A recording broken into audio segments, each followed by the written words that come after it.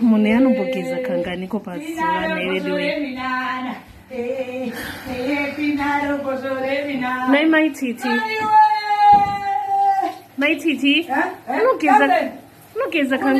Unogeza kanganiko pazuva nai. Pazuva? Akana ndinogeza kawanda. But since ndiri palanzoka 3 times a day wena. Nyaya yegiza ka isatinaka. Itogeza nemvura yembororo kumba. Mvura inopisa shazi. Chimbomira. Munobhadhara remvura. Mvura inobhadharwa maititi. Suri kazi.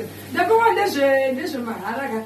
Ikumba uko togeza inotonhora totombotisa mapoti. Munongoziva ukatiri ana pongwe. Saka natauya kunhu kunombo wanika zvinhu kudai tinotomboita se. Totombopedza nhingirekini. Chido. Alright, saka rega ndingopedzisa ndikusho. Alright.